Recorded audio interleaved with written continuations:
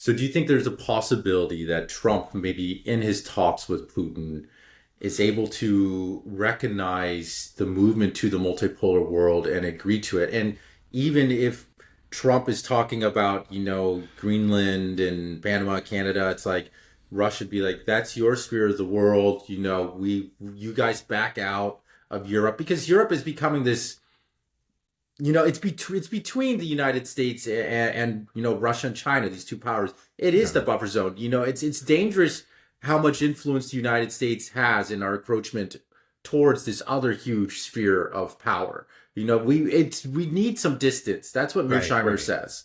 You Yeah. know, Well, you're saying again, it's just like, and that's what, of course, the Russians were asking for. They had no desire to invade Ukraine.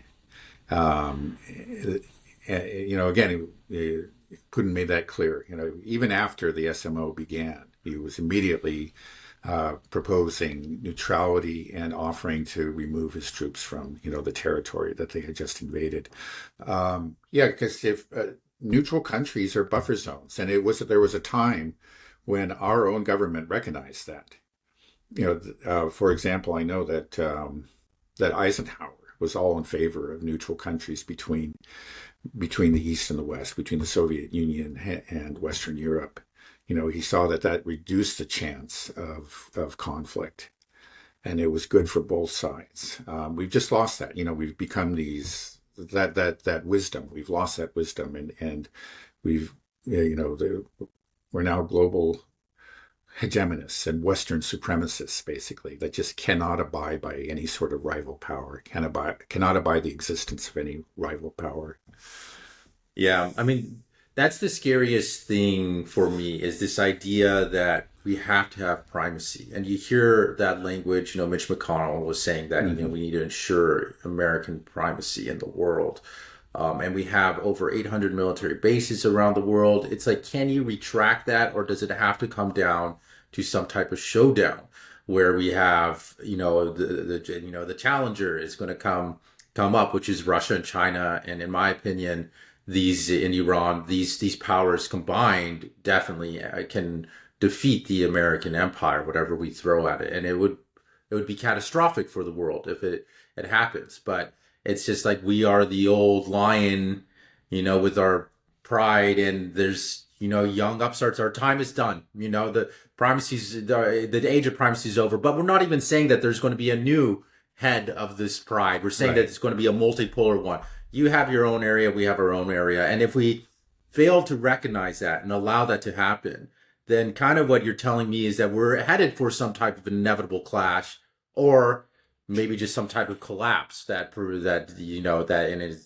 of a clash, that it just kind of breaks apart like the Soviet Union did. We never had a clash with the Soviet Union; it just broke apart. Could we see the same thing happen with the Western hegemonists?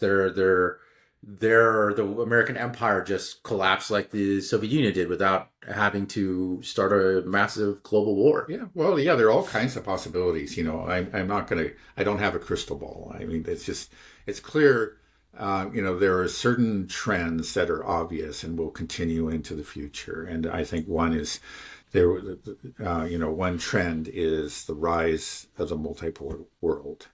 Every year that world becomes larger and stronger. And I think that that's just the inevitable trend. And the rest of the world sees it and is starting to shift their allegiance towards that new world.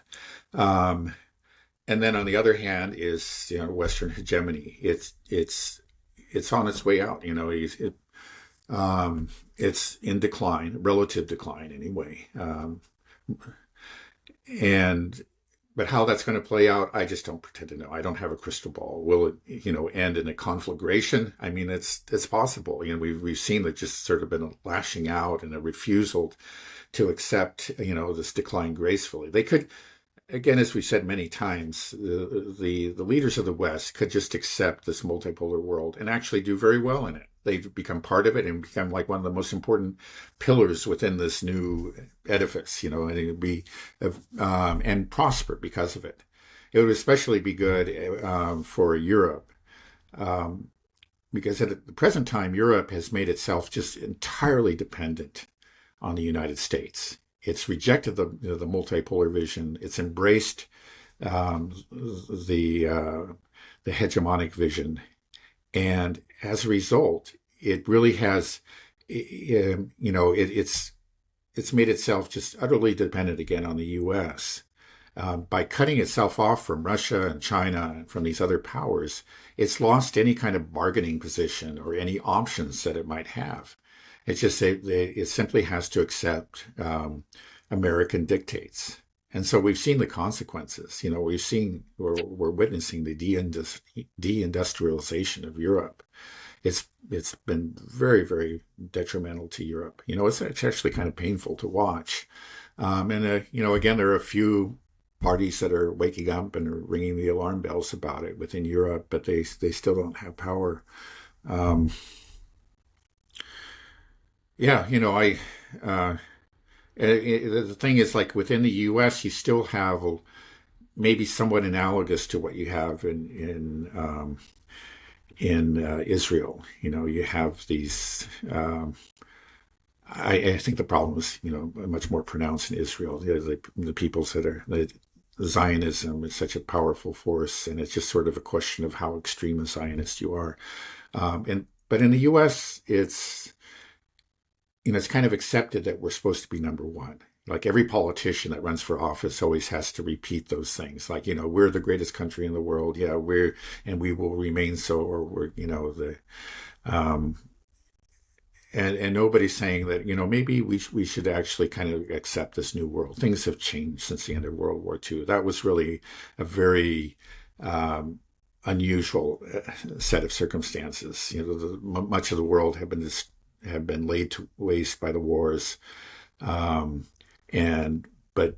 here, on the North American continent, we were unscathed, and so we just had this huge advantage, an economic and political advantage over most of the world for that time.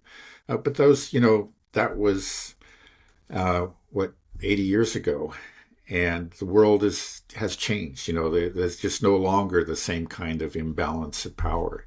And the balance, and it's nothing like the 1990s again. That was kind of another unipolar moment, right? That's what called it back then.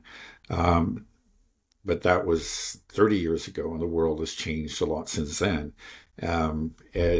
And we need to accept it. But we have people. It just seems like this belief in American supremacy, American exceptionalism is kind of like a religion, a political religion in this country.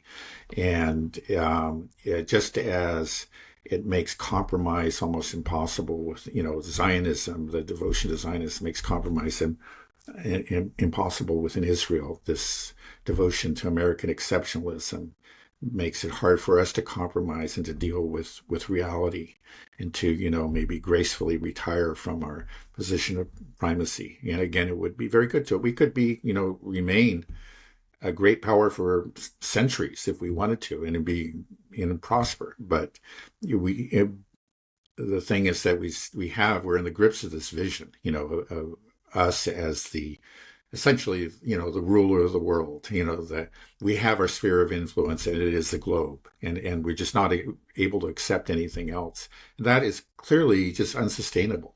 And we are trying to maintain it, and it's doing, at great cost. Again, it's damaged the reputation of the dollar, which is, one of the main fundamental pillars on which our power stands, and it's clearly damaged that.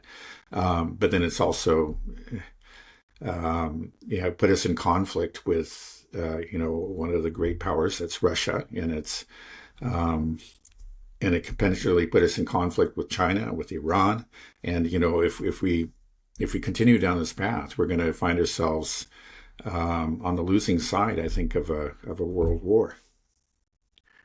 We could go that way,